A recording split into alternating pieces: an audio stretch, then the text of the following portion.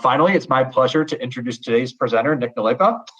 He has over 25 years of experience in B2B pricing, and at Michelin, he helped optimize key functions along the end-to-end value chain from acquisition all the way to value communication.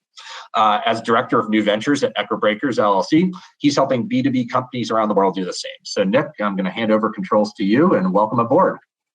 Thank you, sir. Good morning, all. As mentioned, I'm Nick Nalepa from Echo Breakers LLC, and I'm happy to be talking to you this morning about value of green performance. This is a pretty difficult area, and but I think there's also big opportunities in it when it's done right. And let's kind of go through why it's difficult and what I think it takes to do it right, and then I'll be interested in your questions at the end. There are severe challenges in this space for sure. It is not uniform channel. You have ISO and government standards. When they do come into existence, what do? They transform the value into a box check. And that's not a happy thing. I've seen that happen in a lot of different cases. They're well-intentioned, but typically they go to the lowest common denominator, and what can the lowest common denominator do? And that becomes the standard. Now, obviously, the buyers come to you and now say, well, there's the box check. You're green, they're green, the folks over there are green. Everybody's green. So that can be very difficult. The customer RFPs typically will require certification. They don't allow for an upcharge. There's no place for that. They just, again, in hand in hand with the box check, even if you don't have a government standard or an ISO standard to answer to in an RFP, sometimes just have the customer saying, can you do X, Y, and Z? And you get a whole bunch of space in which to say yes, no. And they try to make it a you're in or you're out. Green monetization is not easy.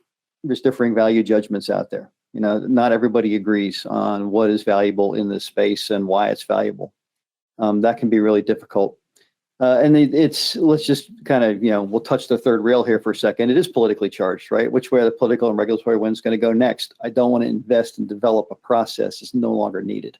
I've had folks tell me, they would like to know what a ton of CO2 costs. Then it would be easy to value the thing, but nobody has come around that ever said, we're going to actually do that. Europe gets close and then kind of veers off, but nobody's really come down yet with a very, very specific, well-developed answer people are going to hang their hat on yet.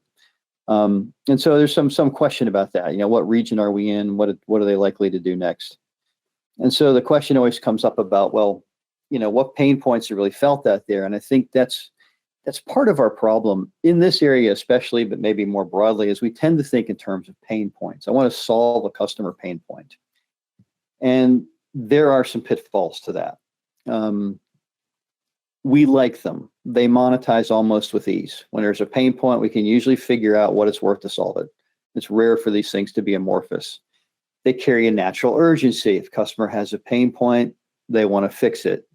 But if you're the fix, remember this, you're making your brand the lesser of two evils. You can suffer or we can solve. Ideally, I don't need either of you if I'm the buyer. I don't have the pain point and I don't need the solution. You're also stuck in that you're now focused on a low price with an organic ceiling. In other words, your price can't be greater than the cost of doing that. So the cost of the status quo is now the top. You're going to be some fraction of this. And so you wind up in your new product development always looking at how do we skinny this down? How can we skinny this down cost-wise? How can we get it out to market cheaper? Some of that is good. Some of that's needed. There is a healthy form of that drill, but this can very quickly become the unhealthy form of that drill, especially if there's an overcommitment to it and chasing the sunk cost, which nobody does except when they do it, right? And then there's the problem, and this is maybe a little most controversial statement I'll make. If you solve it, you're unemployed. And I've had people argue with that and say, but if we solve it, they're dependent on us. They need us. Like, okay, if you're dealing with large companies, there's this thing out there on the buyer side called the make or buy decision. They're learning from you. They're learning from your solution, and they're thinking about when do they pull it in-house. So yeah, typically once you've solved it, you got to think about what are you going to solve next. So it's not a durable solution. And I kind of like my picture here, by the way. If you've got a marketing department that is enamored with pain points and talks about them and they want to kind of come up with the customer persona, feel free to go check that picture out on Unsplash, grab it, say, here's one of them. This is who you want us to go see. The guy can't decide if he wants to hear you out or throw you out. Green is different. Green's inherently premium. We have to think about that. And as you look at the background on the slide, you can see where I'm going right away. Who is the green company that really does it right? You can see the logo, Tesla, right? Premium is never a pain point. And that's an important thing to think about. Think about premium things that you yourself perceive as premium, stuff you bring in, whether it's as a consumer or in your business, the things that are premium. They're not pain points. We don't think of them that way. We think of them as, things that enhance what we're doing. We are solving performance points. They'll make you operate better. I'm going to help you hit more goals, so to speak. We're going to do better. We're going to get more out of the market. And that's a much different thing from a pain point. Your cost control calculations don't live here, not in front of the customer anyway. Sure, you got them behind the scenes because it's just part of the, maintaining the profit, maximization and protecting the cash flow. But as far as a part of the pitch, no, it's gone. Premium doesn't talk about the cost. You don't get into a cost conversation about how much did this cost to deliver it, because the focus is fully downstream. It's in end user aspirations and end user outcomes. And that's where you want to be with premium. You're talking about end user aspirations and outcomes. Think about the vehicle that we're looking at in this slide. What did they do right? They went to the luxury end. That's not the initial place everybody else went that was developing a green car. They went to the mass market appeal. And only one of these things is really doing well. That's the one that ran to the luxury end because it looks at the user's aspirations. And so the value can be soft here. That's a legitimate objection. I have a hard time putting a number on that, but it's always rich. So whatever number you have, if you're not used to valuing in this space, boost it a little bit because you're probably trailing. You probably want to come up a little bit. You can always dial it back. It's always rich for the value chain members. So not just the end user or B2B client who's selling, either whether they're selling onward into the B2B chain or they're the consumer facing part of it. The value is soft, but it's always rich for value chain members. Don't underestimate this. If you look at the green value continuum and we kind of correctly understand it, it's rather interesting what we have here. There are a number of things that we could be looking at. And I've kind of organized them left to right because the softer, fuzzier here is on your left and the harder, more critical is on your right, if you will. People focus. Do businesses do people focus? We're in the B2B space. Yeah, they do. It's an emotive appeal. It's who we are. And the outcome is employee engagement. There's your hook to start trying to value it, right? Employee engagement. I want to be the place that attracts the kind of talent we want. It's who we are. People focus. It might be brand image. Hey, I'm still in the emotive appeal land, which is when a lot of us would turn around and walk. It's emotion. I don't know what to do with that. Well, it's what they do. They want to project that. So now it's no longer trying to hook the employee. It's trying to hook the customer. There's your hook again. It's what we do. We can actually, you can see how these things begin to point back into rationality. Maybe, and this is where the mind goes. And, if your mind goes here, that's fine. It's a conform to standard. I'm worried about the standard. A standard's going to be set. What's it going to be? It's regulatory awareness. It's minimize fees and taxes. It's guard our reputation. Don't let any harm come to us. We want to be not caught on the wrong side of this when it comes to pass. That is actually rather easy to think of in terms of quantification. Pseudo rationality is the next one. You can kind of see I've got this strange acronym here called NOBSIG. I had the privilege of attending a forum back in February at the beginning of the year, and we were going through exactly these problems. It was a group of pricers, and we were talking about how do you value things. And at one point, we just kind of gasped before the break, and I just kind of injected in there, is not burning stuff good? Not burning stuff is good. We can say that, right? And everybody kind of laughed. And then later on, somebody said, we came up with a new acronym, NOBSIG, not burning stuff is good. So that's the pseudo rationality. Okay, that's where you would want to be here to start thinking rationally about it. It's an experiment phase. It's a follower tactic. Who looks like maybe they're doing the right thing? Who's doing something that catches on, irregardless of what might be going on in the rest of the environment? They're experimenting. They're working it out. Material rationality. These would be seemingly the darlings. They can also be difficult because they do have it dialed in. They don't have just NOBSIG. They've got fuel efficiency and emissions, for example. If it's a fleet, they know what they're doing. They know the impact. They know they can increase the revenue. They know that they can boost it. They got plans to boost it further. Remember, Tesla's experiment is very telling, and it's amazing how few have followed them as a premium space, and they know it. And there's other folks out there trying to get into it. And again, they've turned the other ones we had over there on the people focus and brand image into recruitment and retention metrics. They know what it does for them. Now, here's kind of the interesting so what on this. Let's take a deep breath. How many pain points are we going to fix? I see one, right? Conform to standard is a pain point. That's a cost. I'd rather not have to do that cost, but it's coming. All the others are oriented on, I'm going to do something that's going to benefit me in people, benefit me in customers, benefit me in operations, benefit me in what we're able to do, image, everything that we are able to accomplish. And so that's kind of the continuum. And it's mostly performance points, and performance points, help your business. The revenue and the profits drive the value. You've got to look downrange the customer's end game. We don't often train ourselves to do that as pricers. We look to the handoff. I have the service or the widget, and there's this moment of handoff, and I do something for the B2B customer, and he benefits, and there's this immediate benefit, and we can stretch that down. And yes, indeed, that benefit exceeds my price. Done. We haven't thought about downrange. What else did that do for the customer? What were they able to do? This is not the land of discount junkies. That's the best thing about it. Performance and premium stick together. If you're able to perform at a premium level, you can present that. You're talking about what's going on downrange. People don't want to risk that. When they feel it, when it's real, when they get into it, the quarterly call for, oh, wow, how it is, we need 5%, tends to dry up. You start getting excused from those. Every RFP every 12 months, whether you need one or not, starts to dry up. This is not the space where you find that behavior. Instead, you find this behavior, and those of you who've been in this space know it. It's the what else can you do? Wow, that was pretty great. You helped us save fuel on our fleet vehicles. You got anything going on in water? Right? They start asking you questions. They start becoming your brainstorming group. They cross-sell, upsell themselves, and if you don't have it in a portfolio, they say, isn't there a hole here where the water management should be? They'll do something like that where they'll tell you what the next piece is they want to be able to boost their reputation. So I want to try to get into this space.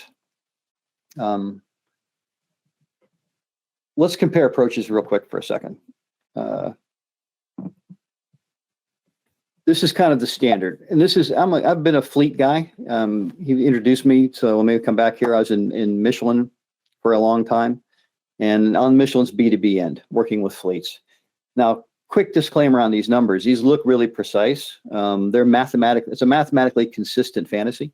I'm just kind of putting this together. If this actually looks like you,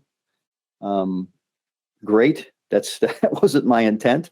I was not thinking of you per se, but I just kind of pulled some numbers together. Imagine you're trying to help out a fleet. We've got a widget. This widget will save them some gas. It will get them into some green compliance. It's going to bring down the amount they consume, the amount they burn, the amount they emit. Their miles per gallon now we can seize on real fast. Miles per gallon, cost per gallon. That gives us a fuel cost for this vehicle based on its monthly miles, but we can improve the fuel economy 3.9%.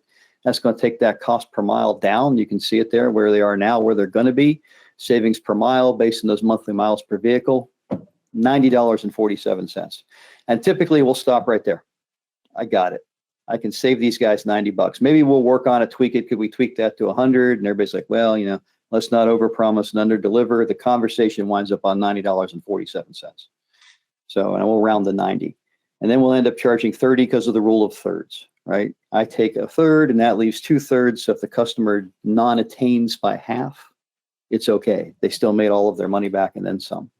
So we kind of look at that. Or take a deep breath for a second and let's try this. That vehicle can carry 65 delivery breaks per day. It could deliver to 65 different sites. Its current average revenue per break is $850 in its dirty condition. It's running 24 days a month. Its current solution fill rate versus its max breaks about 85%. So he's only putting 55 breaks in there on a good day. But if you were green and you could get into the city, which is already tinkering with the idea that only green certified vehicles may deliver inside city limits, if you could make it in there, could you not push that? Is it too much to say you'd get another 25 cents a break? You'd start getting with some higher end traffic, some higher end clientele who want the truck to be green. who want to see the certification. And if you were doing that and you gained access to those additional markets that you don't access now, would it be too crazy to say you could have a 5-point improvement in the solution fill rate? You get it to 90%. And if that happened and you were serving 59 breaks at 875, well, let's just do the rest of the math down there. Now it's a $1,170. And oh, by the way, for the $200 a month we're going to charge you, over half of that's taken up already just in the fuel savings alone. It's a self-financing officer to 50%. It's a different way to think about it and a different way to pitch. And I find every time we've looked at something like this and we've been able to take a look at it, we find that this is exactly what happens. People, if you can pitch this, they'll know it, they'll see it, and they want it, and they start realizing, okay, these folks know what they're talking about. It does work. You want to talk about what's going on downrange. Pain point, performance point. Now, the key here is I didn't lose the pain point. When I go in and I do my value layup and I'm working on what I want the sales guys to pitch, I'm going to keep that, but you heard how I'm pitching it. It's the offset, the price. Performance points, the value. So that's just a additional thing. You know, if you charged 100 for the widget, it wouldn't be too much to say, well, the thing's going to finance itself for the most part. You know, you're going to get it back on its own. This is where kind of the conversation turns a little dark and people say, okay, that's great, but Nick, you don't understand. You know, let's go back to what you were saying earlier, because that's my world. It's box checks. It's yes, no questions. The customer says any competent supplier can do that, can get me green certified for free, and they will. And this is where things get a little tough. So I'm going to shift gears a little bit, just kind of travel with me a second. This guy gets a lot of play from time to time. Everybody kind of knows Abraham Maslow and his famous hierarchy of needs. Let me maybe wander through that again, just to get everybody back on the same sheet of music with that, in case you hadn't looked at this in a while, and then I'll explain where I'm going with this. He came up with a pyramid, and his idea was that you went from bottom to top through his pyramid, and that the first thing you had to take care of was physical demands, that the human organism, if a physical demand wasn't met, would focus its effort there. Once those physical demands were met, it would focus on security. Okay, I had dinner on Wednesday. How do I make sure I'm having dinner on Thursday? Right? How do I keep going? So physical and economic security was the big question at that point. If I get all that done, I have time now for love and social, healthy relationships with family, with friends. Now I can start putting some things together. As that starts to come together, I'm doing pretty well. Now I have esteem. I've succeeded. I get recognition, and I recognize others. I begin building my network, right? Mutual admiration. And once I have all of this, of course, now I'm in a really good place to go and attain my ideal self and achieve true satisfaction and self-actualization, right? Maslow's simplified hierarchy of needs. What's really fascinating about this guy, and some of you may know this may just be affirmational, there's absolutely no clinical evidence supporting any of this. Maslow just came up with it and threw it out there to see if it'd fly. Interesting lesson in that. And a lot of people have clung to it because it's a useful framework. There has since been some work, this is the simplified version, that says the simplified version has something to it, but it's done in parallel. Humans are parallel or serial processors. We're doing all 5 all the time. But nonetheless, it does have something to it. I would suggest if you're missing on the bottom level of the pyramid, your focus will be more there, even if you're still self-actualizing along. And I would tell you that a buyer operates in the same way. So let me maybe complete my introduction of myself. Obviously, I was in pricing and marketing at Michelin for a long time.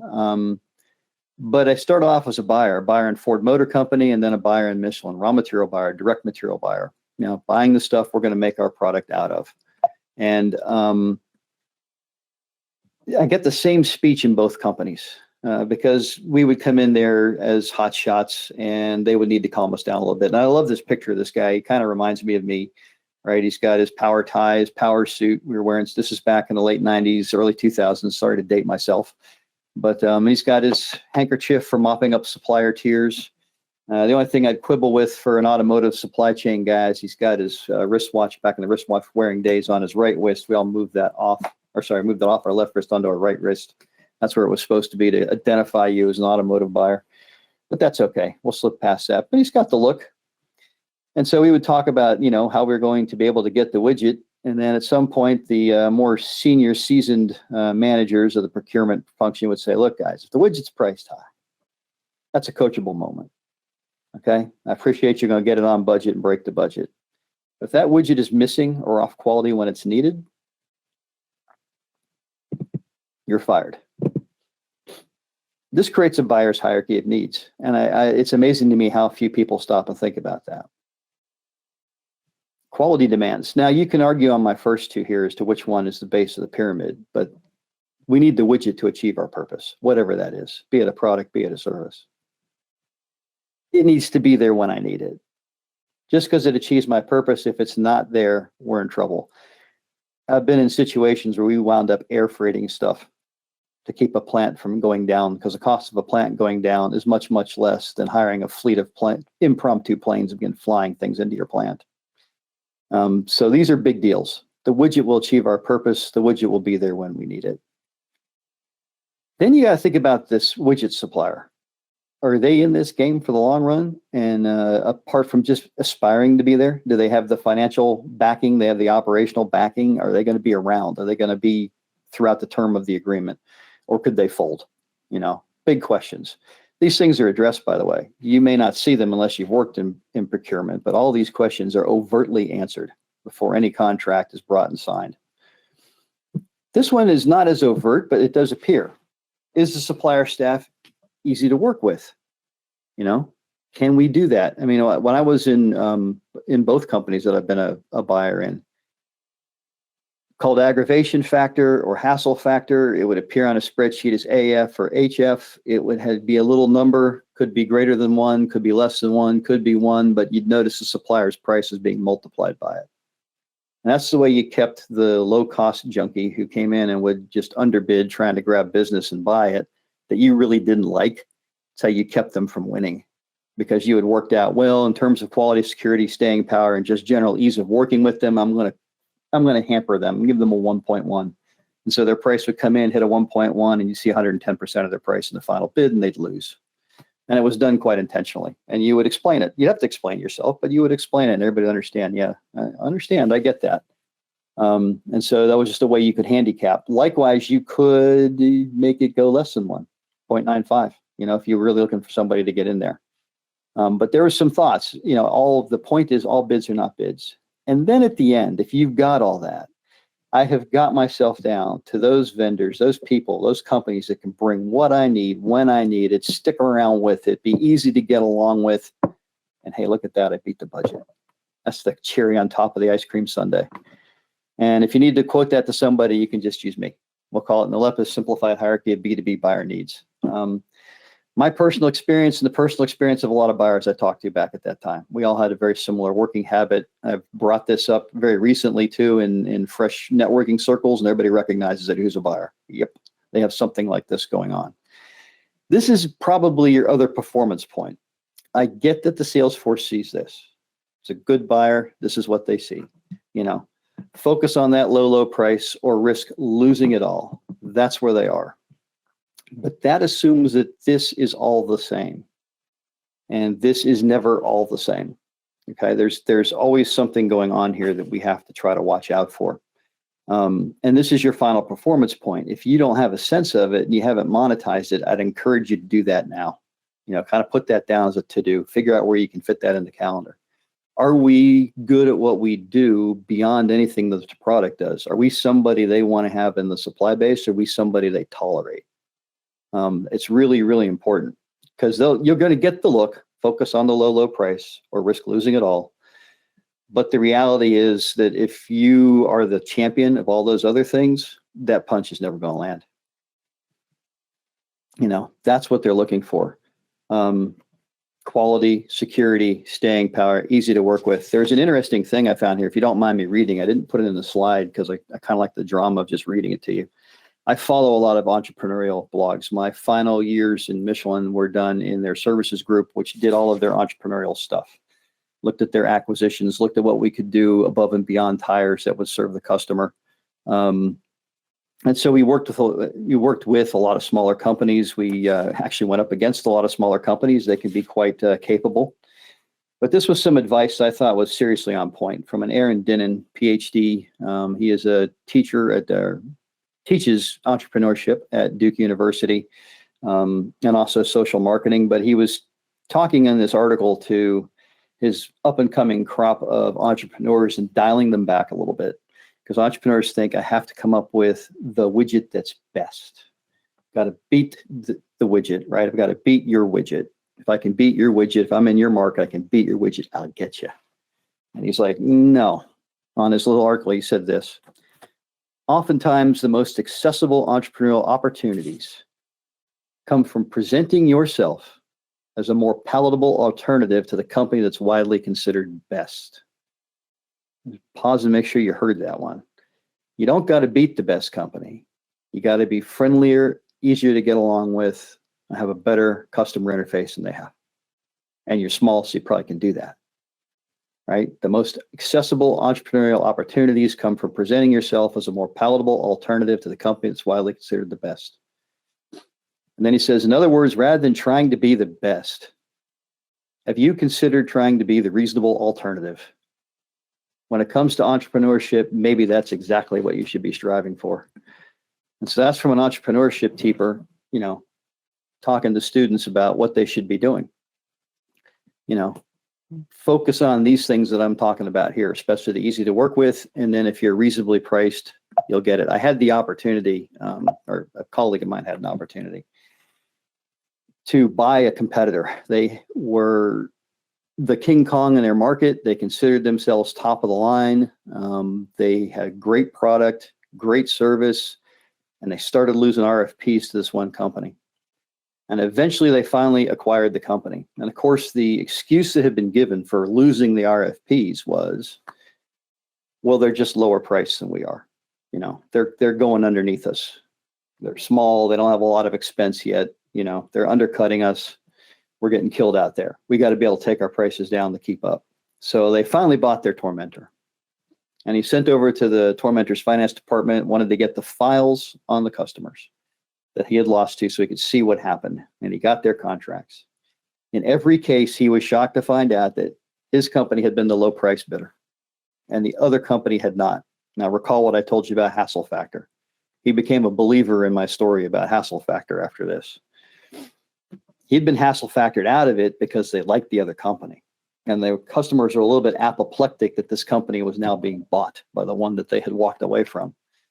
So it forced him to do a lot of, long dark tea time of the soul, as I like to say, and do some soul searching. Are we really as good as we think we are? Because we were losing to a high price supplier.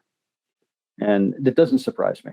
We assume that when professional procurement comes in, it's all about the price tag. And it really isn't. If there's one thing I can leave you in addition to what we talked about on the performance point of green is know this performance point well, because this one can get you. Establishing a green premium can be difficult. It's true. If you look at this, so we've got the competition price point in here in this thing. You're able to do everything the competition can do, so you can match their $32. Again, this is canned just for illustrative sake. We calculate about $14. We did that downrange. It's modest, but yeah, maybe we can get 7 of that, although that's quite a nice chunk of the 14, leaving 9 for the customer they don't get if they go with the alternative. Could we push that? Good question. You would need to understand this, though.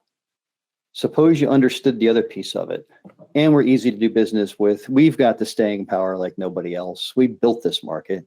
We have the security of supply. We know what we're doing. We've got the quality. We've been at this a long time. Now, granted, I've kind of boosted this $20 in here because it makes this slide easy to see.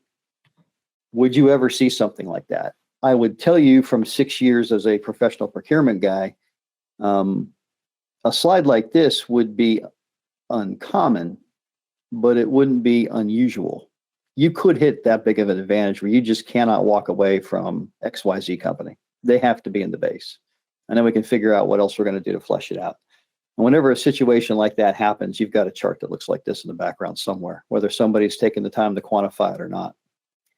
And so I leave that with you as something to think about as you go forward. Key points here being, think about the performance. Always measure it on how do I enhance the customer, Am I boosting that truck's revenue $1,100 a month, or am I saving him $90 in gas, or am I doing both? And if I'm doing both, I'm going to use the pain point as the offset for the price, and I'm going to push the performance point as the value you get. And that's going to be how I'm going to structure my pitch. And then, am I really in a position to push it? Do we have those 4 key factors that are in this chart? Do we have those shadow performance points on our side? If so, I think you're in very, very good shape indeed, and you'll be able to get things done.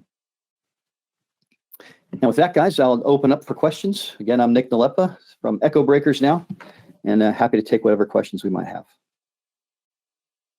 All right, thank you, Nick. That was a really, really insightful presentation on something I know a lot of people have been asking us about. So hopefully everyone in the audience got as much out of it as we did looking through the slides. So as Nick said, this is a great time to enter your questions in the GoToWebinar panel. We're going to give you a few minutes to do so. And while you're entering your questions, I'd like to briefly introduce Brian Hannon. Brian is VP of Sales here at Leverage Point. He's going to talk a little bit about how our SaaS platform can help communicate the differentiated value drivers, including the hard to quantify sustainability performance points that Nick just discussed. So with that, Brian, I'm going to give you control.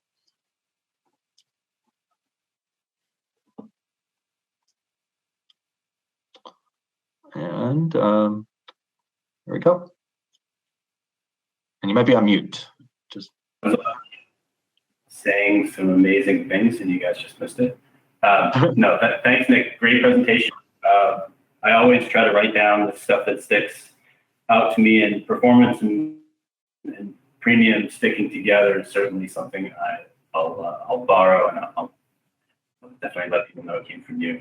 A lot of what Nick was talking about in terms of having these conversations with customers, with whether it's new customers or existing customers, around the key points of value, the performance points, and the pain points is really something that we try to help our customers do. And that phrase really hits home. We find that our best customers are the ones that are having these types of conversations and are quantifying, as Nick was pointing out towards the end there, quantifying the key points of value that they're providing, and making sure the customer understands that they're there and understands the value that they attribute towards them.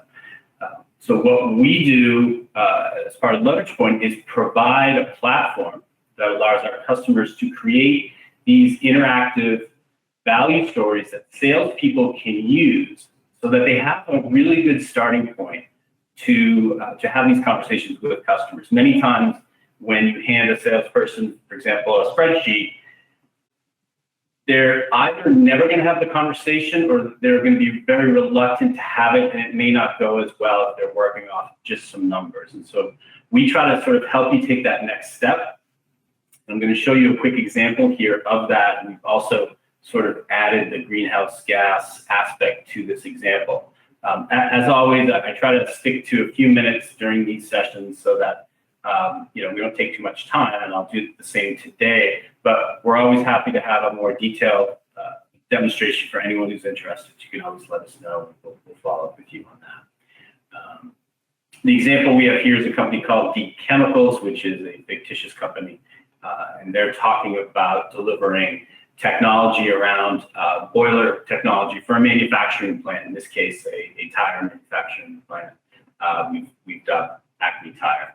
So what you're seeing on the screen, you can think of it as a combination of a PowerPoint and an Excel. It's really a value model that's been created for your sales teams that touches on those key performance points and pain points as Nick discussed.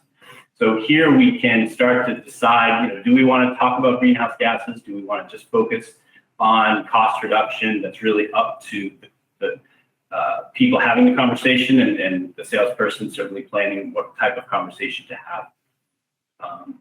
Most of our value stories follow a similar pattern. So we're really beginning talking about our technology a little bit, making sure the customer understands sort of the key things that we're going to be referencing to kind of set the table.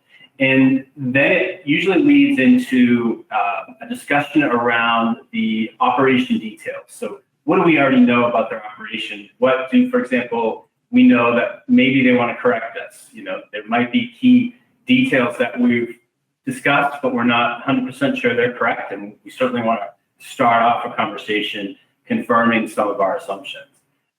But we can also start to understand, in this case, what are their goals around greenhouse gases, different scope, 1, 2, and 3 goals that they might have.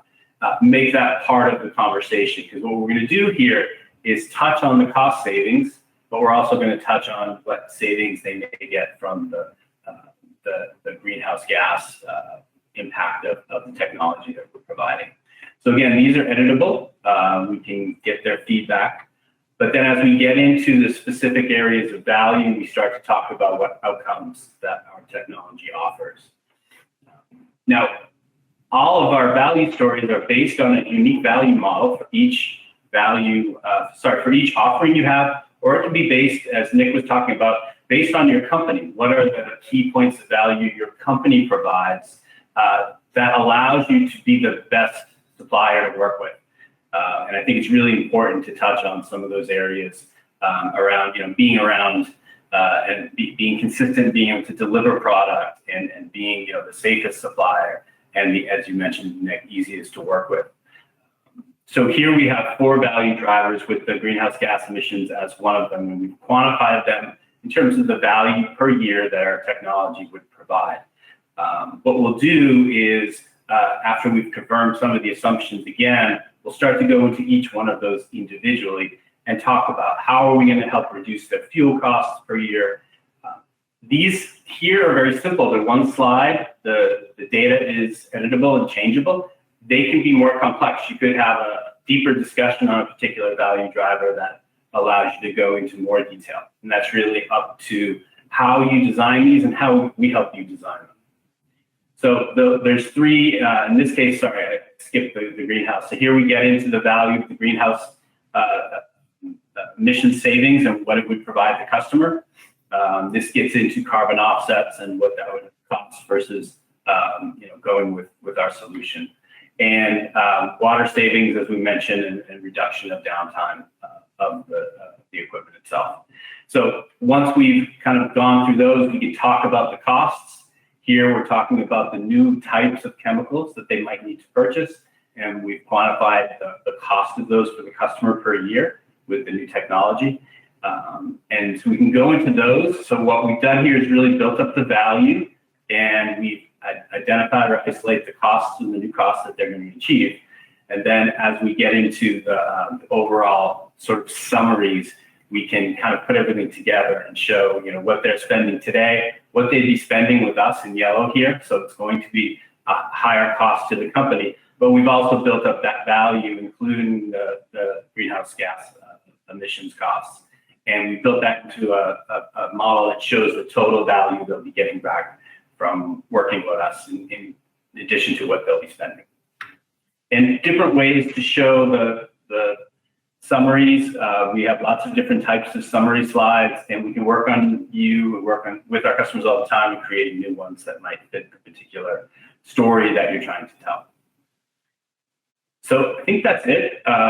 Here, by the way, you can save these, you can generate PDFs, PowerPoints, you can send digital links to your customers. They can kind of do this on their own, in addition to maybe doing it with the salesperson. So lots of different ways in terms of the follow-up of the conversation that you might have. And with that, I'll pass this back to you. Thank you, Brian. So I think you just saw our solution and how we can help you communicate all sorts of value, including some of these hard to quantify values, such as sustainability, such as corporate reputation risk, and other things like that. So I'm going to bring my screen back. I'm going to bring my webcam back, and I'm also going to invite Nick to come back. And we're going to jump into the Q&A session. So as you get a chance to enter your questions as we get into the Q&A, feel free to take the exit survey on the way out.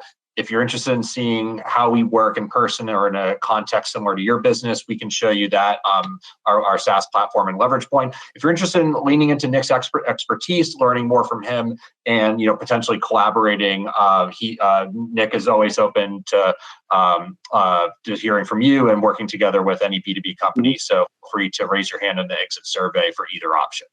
So with that, I think we're going to jump into the Q&A. So I think first question, so we've got respondents said their company leans heavily into the guarding the reputation pain point. So I think that was from the earlier 5-column slide that you showed.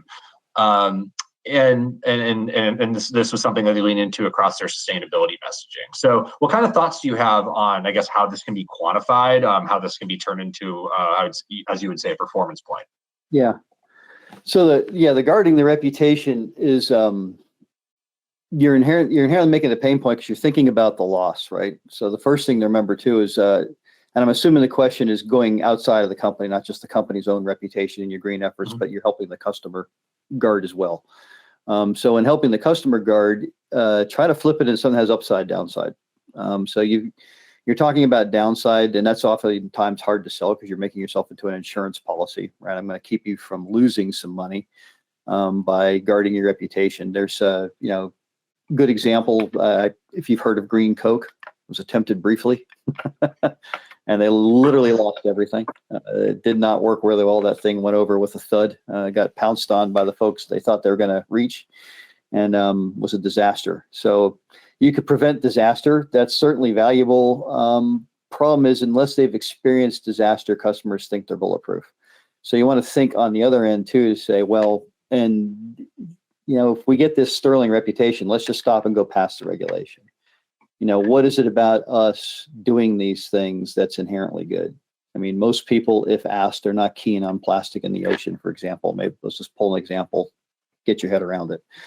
There's a regulation for controlling plastic waste in our region. We're going to meet it, guarded our reputation, going to be green. Well, let's go past that. Let's maybe create a service that not only helps you do that, but we can help you clean up existing things that aren't necessarily our fault, and we can try to leverage that reputation, right? And it goes back to what I was showing, right? We're helping that one vehicle leverage a reputation that was going to move around doing pickup and delivery, and be able to access the green spaces of the city, so it'd get to the extra money, right? That was the big deal. And so it's kind of same thing with this. I would say, if you're guarding your reputation, how about enhance? We'll go from guard to enhance, and once enhanced, we should be able to figure out what does that do for us. Great. And the other thing to have a drill for is maybe at the end of the day, just say, well, it creates a switching cost. They don't want to leave us. That can be a hard thing to figure out, but create a drill for how you value that, because that's also really a revenue security. Yeah. Hopefully that helps. No, some great points there. And I think we had someone else ask a kind of a tangential question, but I think it's another twist on it is any other marketing points that you've seen or experienced or worked on yourself that their company can leverage to sell return on environment opportunities, which is I think an interesting way to phrasing it. And then this goes beyond just getting around ISO and legal ticks and really getting into selling value. So do you have any thoughts on that? Yeah, so let me sure I understand the question. They're saying additional marketing points on environmental. To sell return on environment opportunities. So any other things that you've seen out there or worked on? Yeah, well, we've worked very hard on what I'll tend to try to do here. Let's just take this one from scratch. And forgive me if I'm not interpreting your question correctly. I'll be happy to answer it again, but you're looking at a return on environment. So I'm going to help you. You're going to do something visible, I hope. Otherwise, it's going to be hard to get a return. So you're doing something visible. Our customer set is interested in this, and we've got a plan. And our company is helping our customer company see this and value it and be able to earn some revenue out of it. Start with something low. When you're talking to the other company, just typically what happens on these things, people will spend. They will pay up. We have seen it for a long time, and it's currently, it's a big deal, and we're making a big deal out of it, and rightly so. But this has been going on for a while. Go all the way back to dolphin-free tuna of the 1970s. Is 10 cents a can more than the stuff that was killing dolphins, right? So if you can do something with a reputation, nothing about that product changed, by the way. All it was suddenly we I've talked to our trawlers; they don't use those nets anymore, or they don't work for us. And so if you can do something like this, you can do something. We're going to become part of the get the plastic out of the ocean movement in a visible way. We can do it. It's got to be visible, by the way. Don't greenwash yourself. This is dangerous when you're in an environment. More on that in a second. But you've got a physical way of getting it done. The way to start valuing that is pitch something that's absurdly low that nobody would argue with. And then you can kind of work it up from there. We humans are very, very bad at saying it's worth $10. We're very, very good at saying it's more than 10 or less than 10. But just don't be afraid about the first benchmark. It's wrong. So you're in an area that's difficult to quantify, but just say, okay, so we're going to see a 5% boost by the end of the year if you use our product. Is that ridiculous? More than 5 or less than 5? And you'll find if you start going through that, you'll be able to zero in. You can figure out what these things are and what it is you're trying to do. Now, be careful of greenwash. It can't be image only, right? The environmental wardens are out there. And if it's image only, I wouldn't even bother with the project. It's got to do something tangible. That's what happened with Green Code. Putting a green label on a Coca-Cola bottle and making sure you're using the greenest parts of your supply chain. It's what they were doing yesterday. It's why it failed. Everybody blew the whistle on them. You were doing that yesterday. You just relabeled it, So be careful on that regard. You can definitely create an environmental disaster. But if there's something you can do, it's going to benefit the community of people that use your product. By all means, just start thinking of it in terms of how much more valuable do we just become, and throw a number. Once there's a number out there, we're very good at saying higher or lower. The problem is most of us are afraid to throw a number. So you've got to have the organization has the freedom to throw the number, but once the wild number's out there, and make it low. I usually like to make it low. People will start going, oh, it's better than that. Say, okay, well, how much? you get a very useful conversation going. Yeah, no, we talk about all the time here at Leverage Point how reasonable assumptions invite the customer, whether in the context of any conversation, whether you're using a Leverage Point value story, to get to that actual number. You need to be 100% accurate, but as long as it's reasonable, it helps you get closer and closer by collaborating. And that also touches on your early point about not burning stuff is good. So simple maxims like that.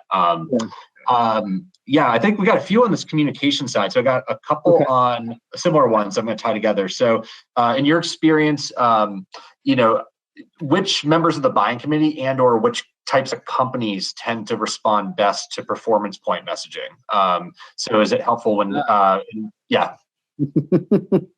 that's it's hard to make a fast rule. It's going to go industry. I would answer it in terms of size, and maybe a concept I heard which made me laugh out loud. I wish I had created it myself. But that of the vanity customer, right?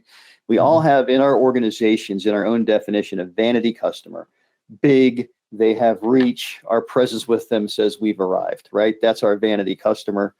But they tend to be a problem. They tend to be the discount junkie I was snarling at earlier in the presentation. That's not the person to do it, especially if they have an attitude of "you don't make us, we make you." Right? We're going to take them off the list. That's good. That's easy to say in this webinar, and everybody will nod and say, "Yeah, of course." Try it in the boardroom, though. Try it in the meeting room. It's going to be tough. Get ready. Go in that day with your flak jacket on.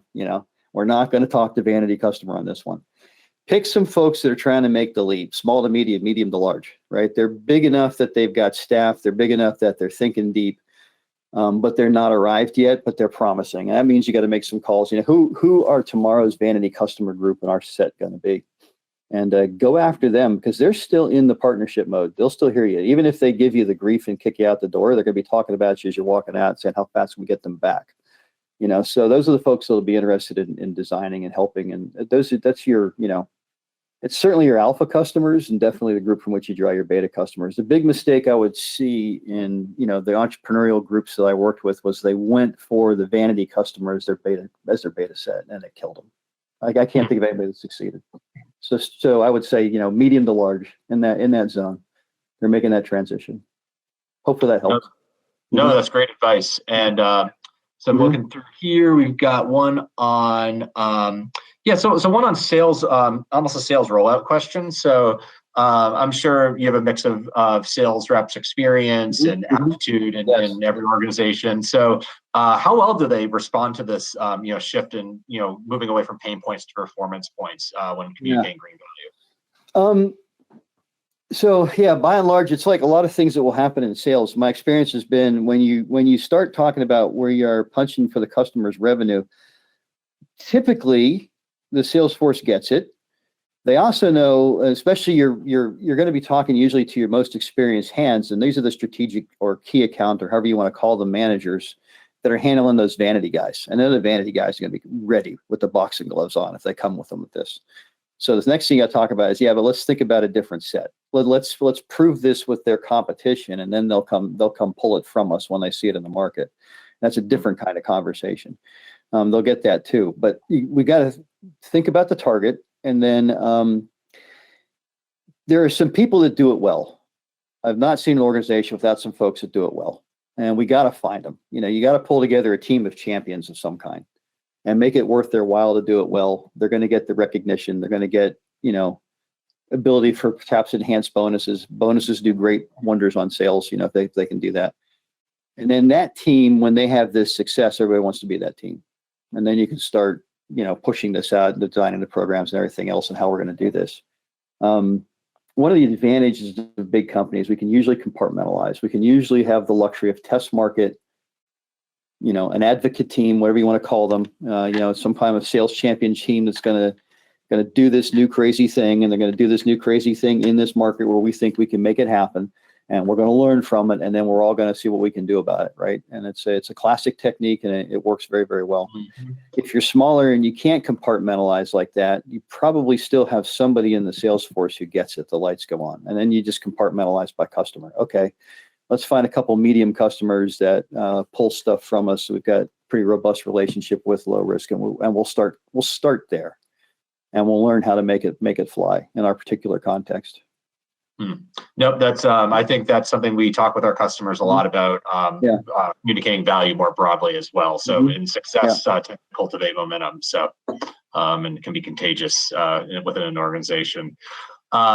So speaking of companies that do a good job at this, I think you touched on one in particular, but we got a question on what companies out there are doing a great job of this in terms of communicating sustainability value. Yeah. I probably need to sit down and start coming up with a list of who consistently hits. Well, there's one that I used obviously in the presentation for a good reason. That was Tesla. Think of the ways Tesla could have gone. Tesla's answer is obvious because it's out there. It was not at all obvious when they launched. I remember the Wall Street Journal page just raked them in an editorial. They're going to be a government baby dependent on government subsidies. They'll never fly. And pointed to failed models that are not in the market anymore as the way you ought to be doing it.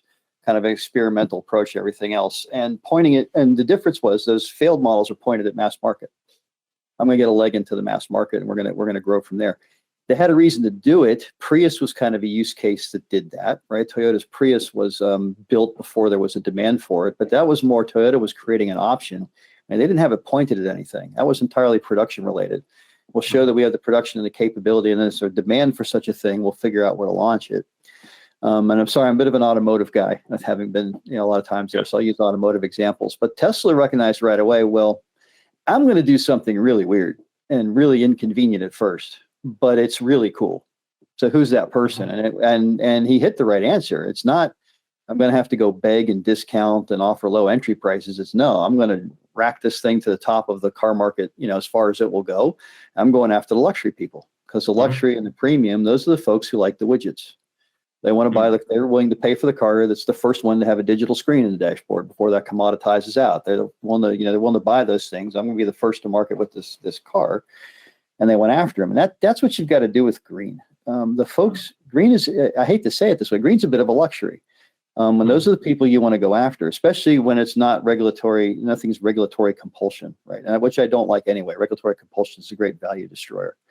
But the innovators, the folks who are willing to come alongside your company as innovators and make this thing go and tell you, that's great. Could you also? They're in the premium space. They just are. And Tesla knew that, and they did that. And I saw a not too long ago interview with Elon Musk where he basically talked about that, why he had been confident from the beginning. We were going to go after the luxury. He called it the luxury. We're going after the luxury into the market because that's where you find the early adopters and the innovators.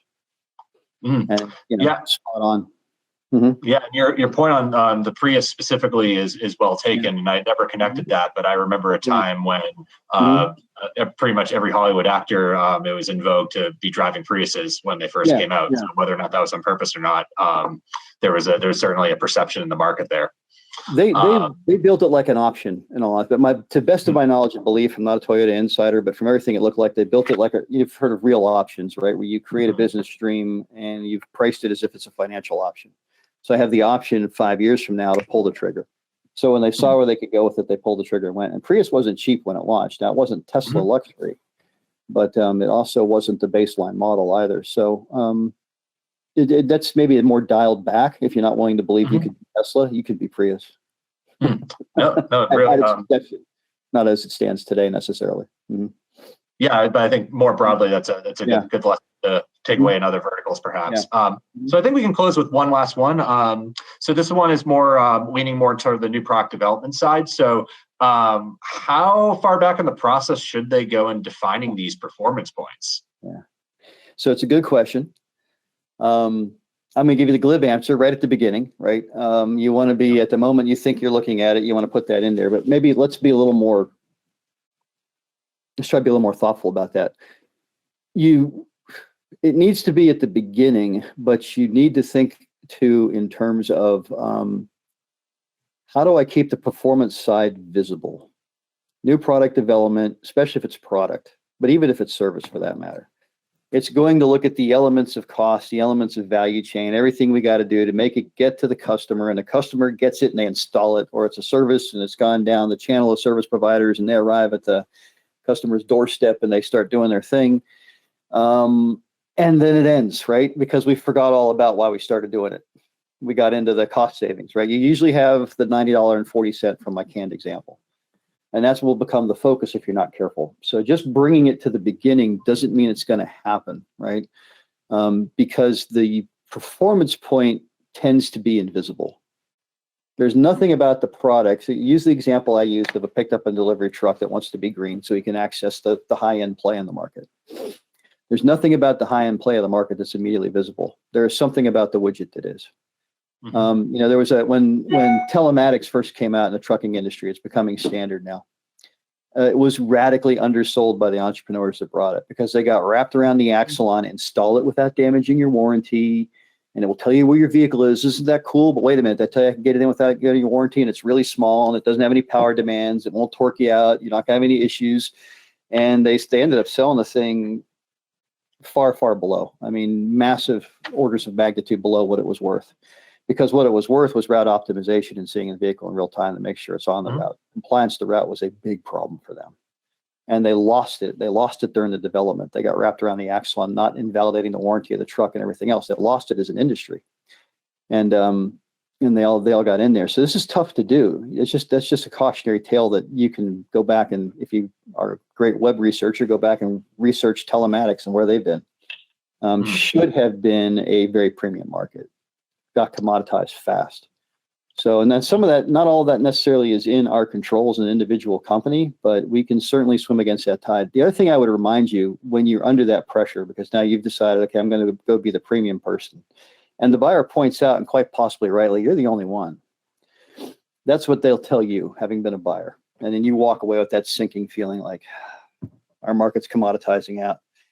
Then the conversation that happens behind you is, who's really good at doing this? Well, there's only one group out there that thinks they ought to be paid for it.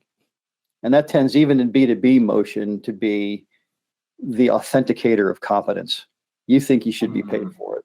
You might know what you're doing. ABC Inc. might be who we need, even though they're coming in at the high end of the bidding right now. Because they seem to know what they're talking about, and they know what it's worth, and they have a really interesting pitch, and they think they ought to get paid for it. So yeah, I get all that when we talk about our budget. But on the other hand, if you ask me, just knee-jerk reaction, who probably knows what they're doing? Right? Makes sense? Yeah. So that question. And those are the things you've got to keep when you're in that product development. It's hard because it's an invisible attribute at its start. And you don't know what it is until you know it. But you've got to kind of keep that look down range. How am I going to enhance their performance? What do I think it's worth? Update, but always have it there, and don't lose focus and get into the cost game, because that's so easy to do. No, those are some great insights, and I think lessons broadly beyond sustainability and on just quantifying, communicating value early. Yeah. So, so I think that's all the time we have today. I know we're running up against the hour, but just a brief reminder: if you liked what you heard, feel free to let us know in the exit survey. Nick will happily reach out to anyone who's interested in learning more about how these quantifying sustainability can be applied to their B2B business. Next month, we're going to be excited to host John Shulman. We'll be welcoming him back, and this is going to be a more sales-focused webinar. We're going to be exploring negotiating tactics to help communicate differentiated value when your sales team, in response to the sales teams facing those all too common price pressure conversations.